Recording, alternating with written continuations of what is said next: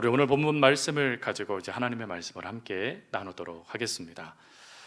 브라질의 오케스트라 중에 카테우라 재활용 오케스트라가 있습니다. 카테우라 재활용 오케스트라에 대한 영상도 있고 뉴스도 많이 나오게 됐는데, 이 오케스트라가 사람들의 이목을 집중받게 된 것은 이 오케스트라 단원들이 갖고 있는 악기 때문이었습니다. 이들이 갖고 있었던 악기들은 정상적인 악기는 하나도 없었고, 대부분은 재활용품을 활용을 해서 그것을 악기로 만들어 한 화음을 만드는 그러한 오케스트라 팀입니다.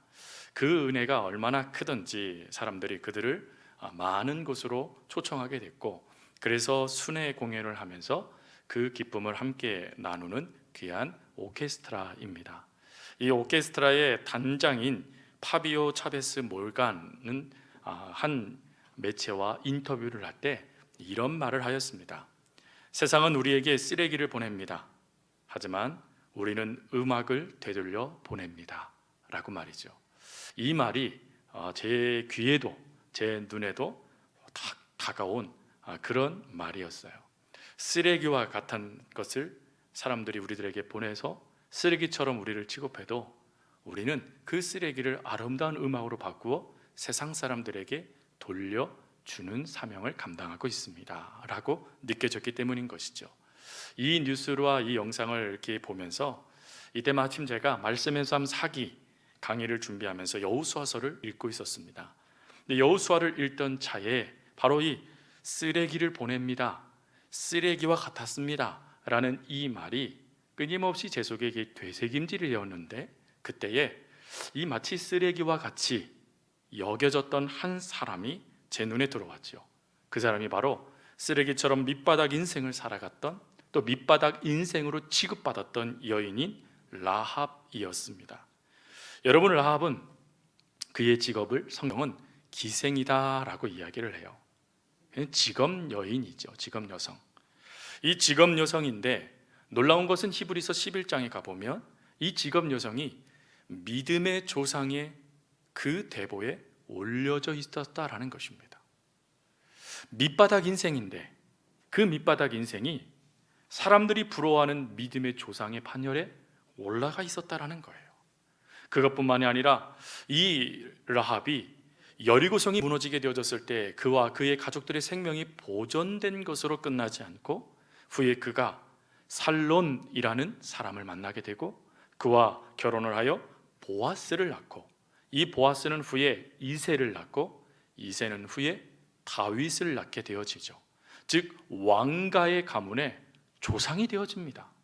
그리고 왕가의 조상이 될 뿐만 아니라 더 놀라운 것은 그 왕의 계통의 혈통에 누가 나타나시죠? 예수님이 나타나시게 되어집니다. 이방 여인입니다. 밑바닥 인생입니다. 쓰레기처럼 취급받았던 삶을 살았습니다. 그런데 그가 하나님께 영광이 되는 자리, 사람들이 부러워하는 믿음의 자리에 올라서 있었더라라는 것이죠. 그러면 이러한 모습을 통하여 하나님께서 우리들에게 들려주시는 은혜의 말씀은 무엇일까?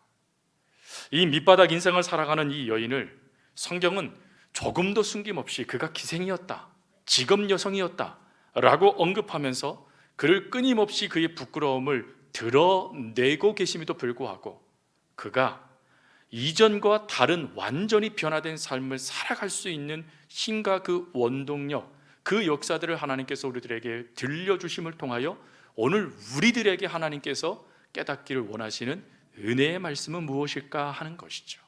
오늘 그것을 본문 말씀을 중심으로 해서 두 가지의 은혜, 하나님께서 오늘 우리들이 반드시 갖고 반드시 깨닫고 그리고 그것을 기억하기 원하시는 은혜 두 가지를 함께 나눕니다. 첫 번째 은혜는 밑바닥 인생 기생 라합을 기억해라 라는 것입니다. 오늘 라합이 등장하는 말씀은 여호수아서 2장이죠. 여호수아서 2장 2절 말씀에 보면 이런 말씀이 있습니다.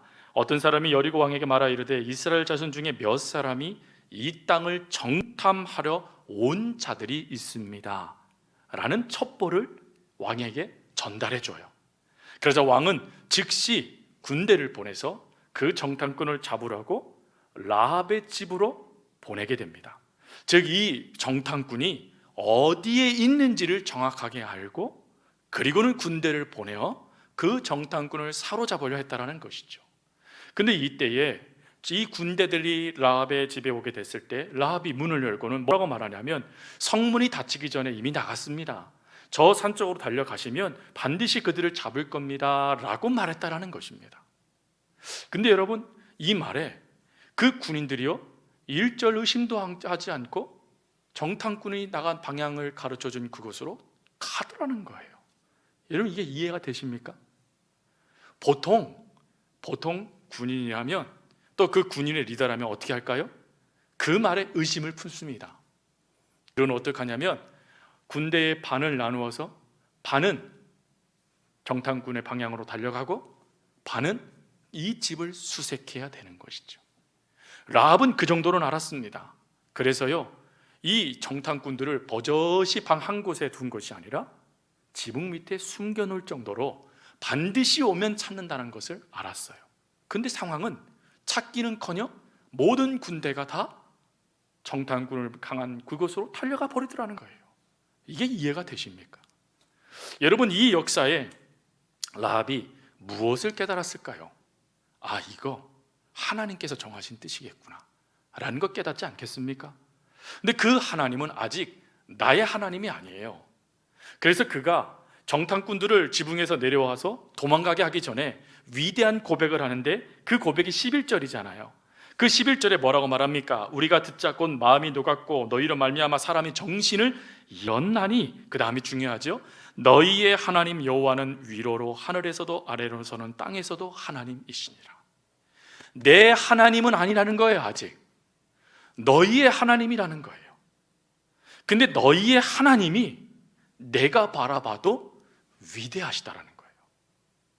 내가 지금 이 겪은 이 상황 하나만 봐도 그 하나님은 놀라운 분이시라고 고백을 하고 있는 것입니다. 그러나 이러한 위대한 고백을 하고 있는 라합을 성경은 끊임없이 뭐라고 고백하죠? 기생이다 라고 인정하시더라는 것입니다. 즉 이 라합, 위대한 고백을 하고 있는 이 라합은 더는 잃어버릴 것이 없으며 더는 내려갈 곳이 없는 밑바닥 인생의 대명사, 주변의 평판, 사회적인 지위, 그리고 회복의 기미조차도 찾아볼 수 없는 모든 것을 잃어버린 지 오래된 인생을 살아갔던 여인이 라합이었다라는 거예요. 근데 이런 밑바닥 인생 라합에게 하나님은 은혜를 베푸셨다라는 것이죠. 여러분, 이런 밑바닥 인생을 살아간 사람들은 기생 라합뿐이 아니죠. 성경에 대표적인 네 인물을 우리가 이야기할 수 있습니다. 출애굽기 2장에 나와 있는 모세예요. 태어날 때부터 쓰레기 취급당했죠.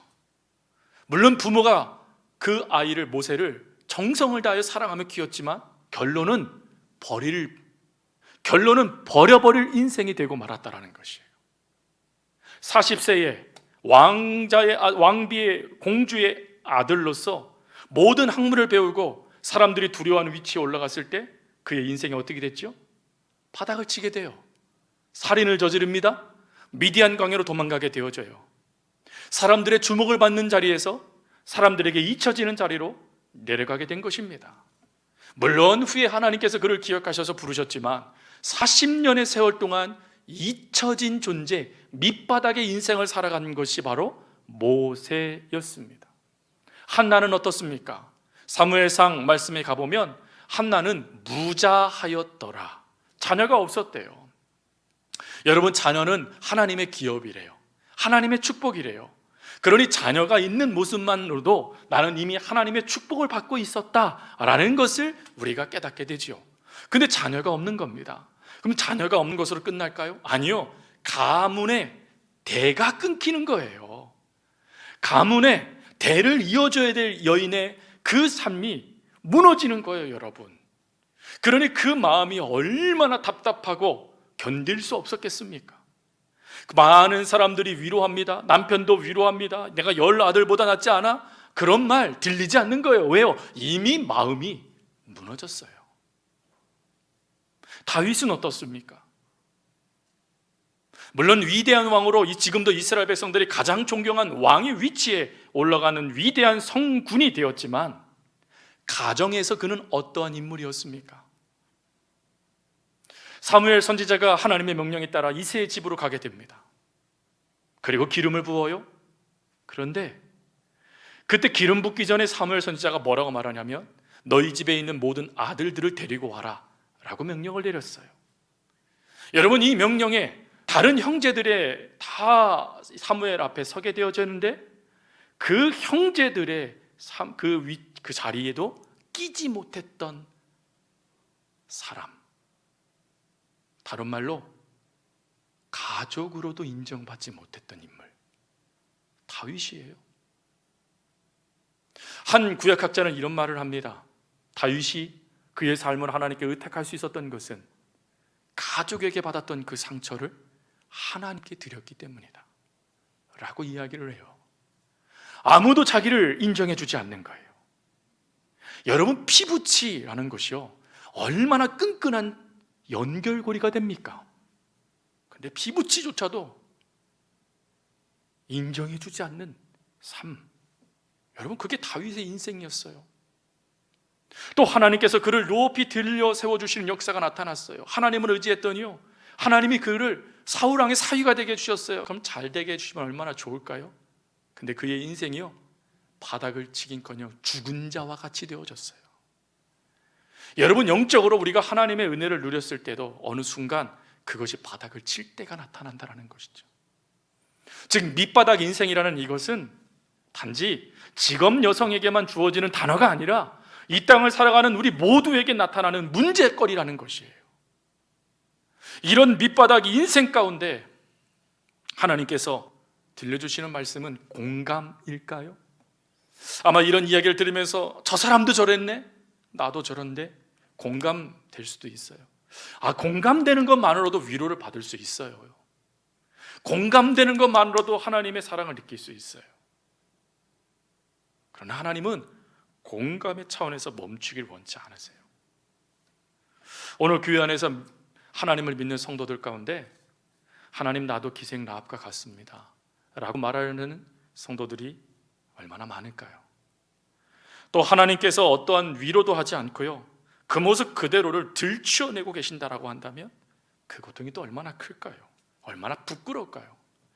하나님을 믿었지만 하나님으로부터 주어지는, 내 착각이겠지만 그래도 하나님으로부터 주어졌다라고 생각하는 그 배신감 속에 허덕이며 신앙의 바닥을 치고 있는 성도들은 또 얼마나 많을까요? 성도들을 찾아보지 말고 가정을 한번 보세요. 가정 속에 여러분, 인생의 위기 가운데 서 있는 이 땅의 가장들이 얼마나 많아요. 코로나로 인하여서 여러분, 사업, 경영, 또 내가 항아로는 개인의 역사들이 지금 다 무너지고 있어요. 여러분, 국가에서 돈을 풀어줘 가지고 그것이 마치 유지되는 것처럼 보여지고 있지만 지금은 어느 때보다 더 큰 위기 가운데 있는 시기죠. 그때 가장을 이끌어가는 그 가장들의 마음이 어떨까요? 여러분, 지금 청년들은 꿈을 꿉니다. 기대도 합니다. 기도도 해요. 좋은 직장에서 내 인생을 설계하고 싶은 그런 다양한 희망을 품습니다. 그러나 현실은 채 2평, 채 3평 되지 않는 고시촌 쪽방이라는 것이 그들의 현실이죠. 여러분, 그들의 인생은 뭐라고 말하냐면 자신들은 밑바닥이라고 말을 합니다. 그것뿐일까요? 어머니들은 어때요? 가정의 중심이었습니다. 모든 사랑을 받고 있었지요. 근데 어느 날 다 자신의 곁을 떠나가는 거예요. 모든 사람이 기쁨을 나눠줬던 이가 어느 순간 슬픔의 자리에 있는 거예요. 이 땅의 한국 사회의 가장 큰 문제 중에 하나가 엄마들이 우울증에 걸리는 거래요. 왜 엄마들이 우울증에 걸릴까요? 아무도 없는 겁니다. 남편도 남편인 거예요. 그러니 여러분, 어디에 그 마음을 둘 데가 없으니 그 마음이 무너지는 거예요. 바닥을 치고 있는 것입니다. 더 나아가서 여러분, 가족을 통하여 내가 인정받지 못하는 그 외로움, 무시당하는 것, 상처받는 것, 가정이 가장 행복해야 되는데 그곳에서 가장 큰 상처를 받아요. 그러니 어느 곳에서도 내 마음을 달랠 길 없어서요, 힘들어하는데 성경의 인물들을 보니까 다윗도 그랬네요, 모세도 그랬네요, 한나도 그랬네요. 그러니까 위로가 돼요. 공감되어졌어요. 그러나 그 공감에 여러분과 제가 멈추기를 하나님은 원치 않으신다라는 거예요. 오늘 그것보다 하나님께서 저와 여러분들에게 들려주고 싶은 말씀은, 이런 밑바닥 인생을 살아갈 수밖에 없는 우리들의 현실, 그 뚜껑을 열면 열수록 절망의 한탄과 한숨밖에 나올 수밖에 없는 그 현실의 자리에 있는 우리들을 주님이 찾아오셨다라는 거예요. 밑바닥 인생으로 전락하여 그대로 끝낼 수밖에 없는 우리들을 하나님께서 만나시기로 작정하셨다라는 거예요. 그리고 그 인생에 주목하기 시작하셨다라는 것입니다. 그게 여호수아서 2장 라합을 통하여 하나님께서 오늘 우리들에게 들려주고 싶은 말씀이에요. 여러분, 우리들의 인생인 하나님께서 그대로 방치하시지 않으세요. 저와 여러분들의 인생이 밑바닥을 치고 더 이상 일어날 희망도 없고 어느 곳에도 하나님 내가 있어야 될 자리가 없어요 라고 탄식하는 그 자리에 있는 여러분과 저를 그대로 방치하지 아니하시고 하나님이 찾아오셨다라는 거예요. 하나님이 찾아오실 뿐만 아니라 붙이시고 경험케 하셨다라는 거예요. 아직 하나님이 어떤 분인지 몰라요. 아직 그 하나님을 내가 온전히 경험하지 못했어요. 근데 하나님이 믿음의 사람을 보내시는 거예요. 하나님의 역사의 한중간에 나를 세우시는 거예요. 그 세우심의 역사 속에 하나님께서 그의 훗날 라합을 믿음의 조상으로 세움을 통하여 라합이 무엇을 깨달았을까요? 세상 속에서는 내 믿음의 자리가 없어요. 세상 속에서는 내 자리가 없어요. 그런데 하나님 안에는 내 자리가 있었다라는 거예요. 세상 속에서는 밑바닥을 칠 수밖에 없는 절망에 나 있는데 하나님 안에서는 새 노래를 부르며 찬송할 수 있는 자리가 내 안에 있어 하나님 안에 있었다라는 거예요. 그걸 깨닫는 거예요, 여러분. 아니, 그것을 하나님께서 저와 여러분에게 깨닫기를 원하시는 거예요. 사랑하는 딸아, 사랑하는 아들아, 너의 자리가 내 안에 있단다. 하나님이 이것을 여러분들과 제가 깨닫기를 원하시는 거예요. 물론 그의 삶을 후에 보니까 믿음의 조상이 됐습니다. 히브리인의 기쁨의 대상이 됐어요. 모든 역사를 남부럽지 않게 사람들 살아가는 가정도 이루었어요. 그 모습을 보니까 위로받죠. 아니요, 여러분, 그것보다 더 중요한 것은 그런 삶은 결과예요. 그 결과를 이끄시기 위해서 이미 하나님이 움직이시며 다가와 주시는 그 은혜를 기억하라라는 것이죠. 오늘도 하나님께서 라합처럼 우리를 만나시길 원하세요. 오늘도 하나님께서 저와 여러분들을 만나실 뿐만 아니라 집중하길 원하세요. 실패의 자리에 앉아있는 성도님들이 계십니까? 절망의 자리에 앉아있는 성도님들 계십니까? 외로움 때문에 오늘도 허덕이십니까? 그 우울한 마음을 극복하지 못해서 오늘도 하나님 안에 가슴을 치는 성도님들이 계십니까? 사람답게 살고 싶지만 사람답게 살지 못하는 그 모습 때문에 절망하십니까? 아니면 사람들의 그 눈빛이 사람답게 나를 인정해 주지 못하는 그 모습 때문에 오늘도 절망하십니까? 여러분, 오늘 그럼에도 불구하고 그런 밑바닥 인생처럼 느껴지는 인생이라고 할지라도 그 아픔 때문에 점점점 아무도 나를 알아주지 못해라는 그 절망 속에 눈물 지을 수밖에 없는 오늘 한날을 살아가는 여러분들에게 하나님이 다가와 주십니다. 하나님이 여러분들을 바라봐 주시고 하나님이 여러분들을 만나 주시고 하나님이 여러분들의 삶 속에 역사하시고자 다가와 주시며 여러분 손을 붙잡아 주세요. 그리고 말씀하세요. 사랑하는 아들아, 사랑하는 딸아, 너는 내 안에 있다. 너는 내 손 안에 있다. 에레미야서 18장 6절에 하나님은 이런 말씀을 하세요. 여호와의 말씀이니라. 이스라엘 족속아, 이 토기장이가 하는 것 같이 내가 능히 너희에게 행하지 못하겠느냐. 이스라엘 족속아, 진흙이 토기장의 손에 있음 같이 너희가 내 손 안에 있느니라. 우리가 하나님의 손 안에 있다라는 거예요. 진흙처럼요, 아무것도 바랄 수 없는 그런 흙덩어리 같은 우리가 토기장이 되신 주님의 손 안에 있게 되었다라는 거예요, 여러분.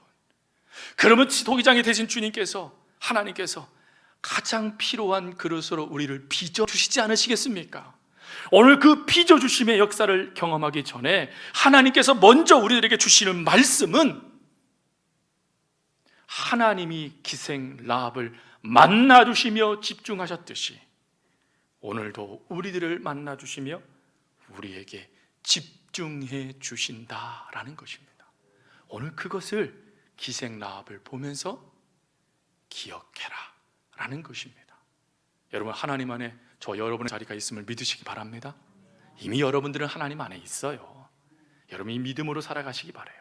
그리고 두 번째, 그러면 이렇게 내가 하나님 안에 있구나, 내 자리가 하나님 안에 있어 라고 깨달은 우리들에게 하나님 주시는 은혜는 뭘까요? 단지 자리 하나 차지한 것, 그것 만족해라, 그것일까요? 아닙니다.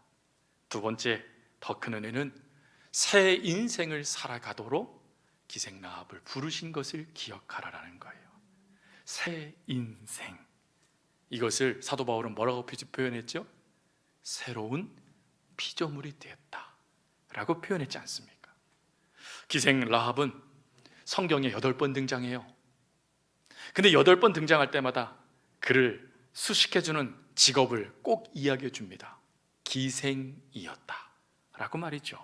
예, 그는 음지에서 바닥을 치는 인생입니다. 더 내려갈 곳이 없는 인생이에요.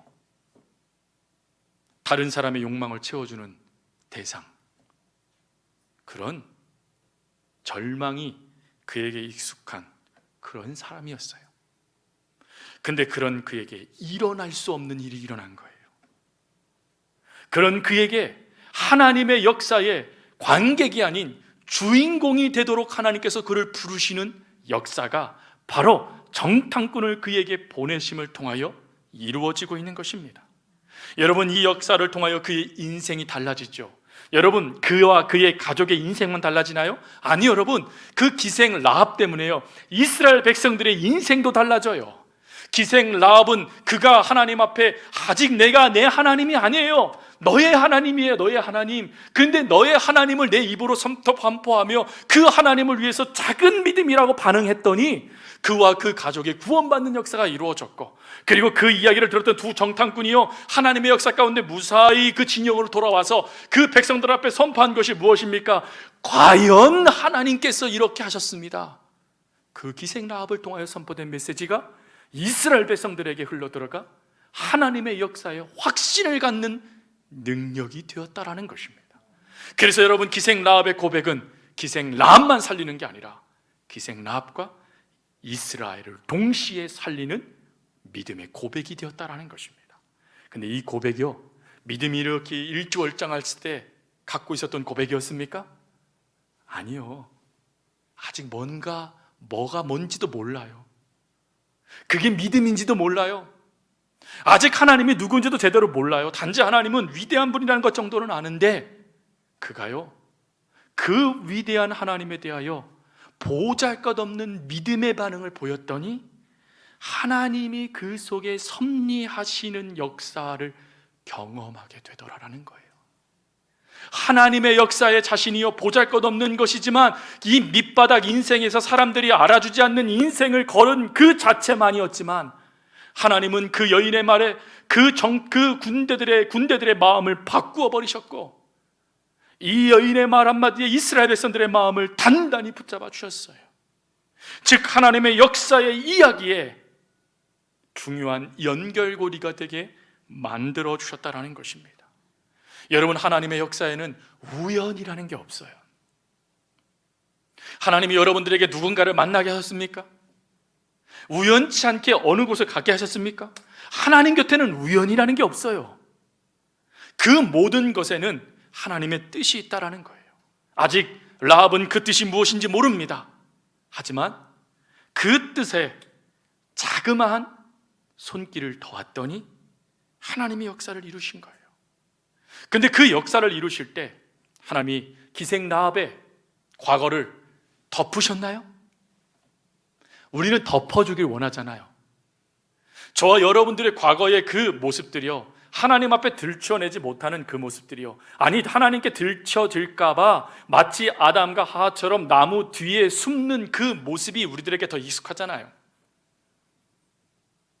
하나님은 기생 라합을 하나님의 역사에 동참시켜서 그를 새로운 인생으로 변화시키실 때 그의 과거를 숨기지 않으세요. 드러내세요. 그냥 너는 기생이야 라고 말이죠. 그런데 여러분, 그 모습을 그대로 인정해 주신 그 사건이 기생 라합을 하나님의 믿음의 조상이 되게 한 사건이 되어져요. 어떻게 할 수 있을까요? 요한복음의 사마리아 여인을 보십시오. 사마리아 여인은 남편이 5명이나 있었고 지금 있는 6번째 남편도 자신의 남편이 아니라고 생각하는 여인이었습니다. 그의 삶의 모습을 보면서 남편을 잡아먹는 여인이라고 사람들에게 비난을 받았을 것 같아요. 그 비난이 끊임없이 이 여인을 옥죄어 왔을 것 같아요. 아무도 이 여인을 상대하지도 않았을 것 같고, 혹 누군가가 자신을 바라봤을 때 그 바라보는 따가운 눈빛에 싫어서 정오에 사람들이 다 낮잠을 자고 있는 그 시간에 물 항아리를 메고 우물 곁으로 올 수밖에 없는 비참한 여인, 이 사마리아 여인이에요. 이 여인의 잘못이었을까요? 저는 아니었을 거라고 생각해요. 삶이요, 이 여인을 끊임없이 이렇게 발목 잡은 거예요. 근데 그 발목 잡음을 어느 누구도 이해하지 않았다라는 것이죠. 단지 비난했다라는 것입니다. 바로 그 자리에 우리 주님이 찾아가십니다. 그리고 그 여인과 1대1로 만나기 위해서요, 제자들을 다른 곳으로 보내세요. 그리고 이 여인을 회복시키실 때 우리 주님이 이 여인의 과거를 엎으셨나요? 덮으셨습니까? 없는 것처럼 여기셨나요? 아니요. 지금 있는 네 남편도 네 남편이 아니야 라고 말하며 지금까지 있었던 남편들을 그대로 들춰버리십니다. 즉 그 여인이 부끄러워서 숨기고 싶은 그 과거, 지금 이 밑바닥이 되도록 만들었던 수많은 역사들을 우리 주님이 들춰내세요. 얼마나 부끄러웠을까요? 얼마나 그게 기가 막혔을까요? 생전 알지도 못하는 유대인이 자신에게, 그것도 자신의 과거를 정확하게 찔러서 들춰냈으니 말입니다. 그런데 이게 이 여인을 회복시켜주는 능력이 되었어요. 그가요, 요한복음 4장 39절 42절의 말씀을 통하여 보면 뭐라고 고백합니까? 특별히 42절 말씀을 보세요. 42절 말씀에 그 여자가 말하되 이제 우리가 믿는 것은 내 말을 인함이니 라고 말을 하잖아요. 그 여자가 내 말을 인함. 그럼 이 여인이 내 말한 말이 뭐예요? 39절이요. 이 여자의 말이 내가 행한 모든 것을 그가 내게 말하였다. 그가 내 모습을 무엇인지 말했다는 거예요.